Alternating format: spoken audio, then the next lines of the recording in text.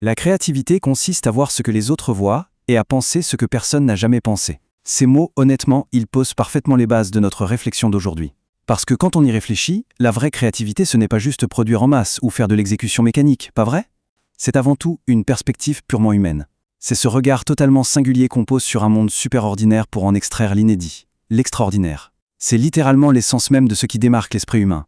Alors, bienvenue dans ce décryptage. Aujourd'hui, on va s'attaquer à une question vraiment passionnante. Comment est-ce qu'on redéfinit la créativité dans un paysage technologique qui mute à une vitesse folle?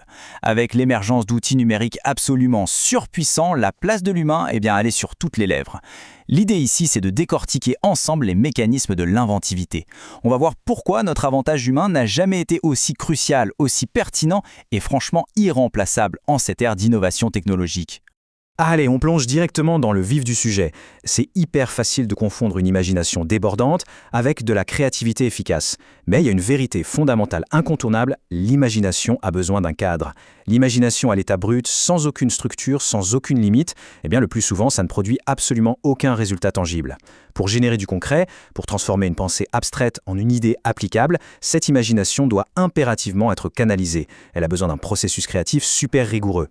Et pour illustrer ça, rien de mieux que la mécanique même de la créativité chez les enfants.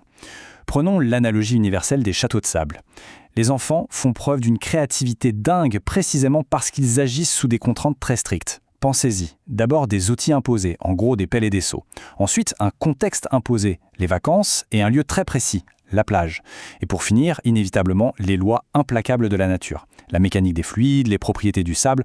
On a tous connu ce moment tragique où la tour principale s'effondre à cause d'une vague, non? C'est exactement cette rigidité des contraintes qui pousse le cerveau à innover et qui donne les résultats les plus spectaculaires. Donc la créativité s'épanouit vraiment, mais alors vraiment, dans les limites. On peut la définir formellement comme la capacité à produire des idées nouvelles, originales et appropriées, mais attention, toujours au sein d'un cadre imposé et dans une direction donnée.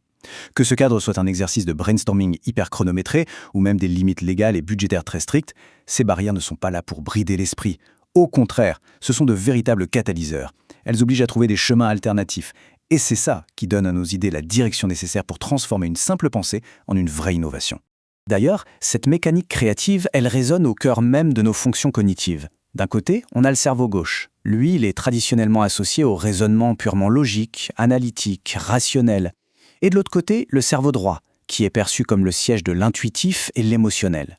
Bien sûr, avoir une dominance pour un hémisphère influence notre façon de penser et d'agir. Mais ce qui est fascinant, c'est que le succès d'une idée novatrice réside dans la synergie. La véritable création demande un équilibre parfait. Il faut une logique implacable pour structurer le projet, couplée à une émotion profonde pour lui donner de la résonance. Et le plus beau dans tout ça, cette synergie, elle s'apprend. On ne naît pas créatif, on le devient. Cette phrase met vraiment en lumière le fait que la créativité n'est pas un don magique tombé du ciel et réservé à quelques chanceux. C'est une compétence qui se cultive au quotidien. C'est flagrant dans le monde de l'entrepreneuriat, par exemple. En fait, la limite absolue de la créativité, c'est l'expérience humaine vécue. Pour booster notre capacité créative, on doit vivre des choses, s'exposer à la nouveauté, se planter, apprendre et enrichir notre parcours. Les plus grands créateurs ne s'appuient pas juste sur leur intellect. Ils construisent leur capacité d'innovation directement sur la matière brute de leur propre vécu.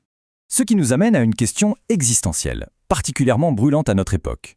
Quel est le rôle du créateur humain quand la machine fait tout le travail technique à notre place? C'est le dilemme moderne par excellence. Face à des intelligences artificielles qui peuvent pondre du texte, des images et des concepts à une vitesse fulgurante et dans des volumes littéralement illimités, la place de notre vécu prend une dimension totalement inédite. Dans ce monde où l'IA génère du contenu à la vitesse de l'éclair, notre stratégie doit radicalement changer. Il ne sert plus à rien d'essayer de battre la machine sur son propre terrain. L'IA gagne à plat de couture sur la production brute d'informations, la vitesse, le volume, c'est incomparable. Face à cette puissance de calcul, la stratégie est limpide. On doit se concentrer à 100% sur ce qui échappe aux algorithmes, c'est-à-dire la qualité du raisonnement, la pertinence, l'émotion, la prise en compte du contexte et surtout la capacité à créer du sens. Notre atout majeur, notre joker, c'est la connexion humaine authentique, des choses qui sont par essence intimement liées à notre expérience du monde. Pour conclure, le point crucial à retenir, c'est que maîtriser les outils d'IA, ce n'est plus qu'un prérequis de base, ce n'est que le point de départ. La véritable valeur de demain, l'avantage compétitif ultime, ça sera notre capacité, purement humaine, à guider ces outils, à contextualiser ce qu'ils sortent, à l'interpréter avec finesse et à lui donner un vrai sens. La technologie, au fond, ce sont juste les pinceaux et les couleurs, mais c'est l'esprit humain qui imagine le chef-d'œuvre. Alors, la question qui reste en suspens, c'est, dans un monde complètement inondé de contenu généré par des machines, comment est-ce qu'on va utiliser notre vécu si particulier pour insuffler une âme, une véritable résonance humaine à tout ce qu'on créera demain ?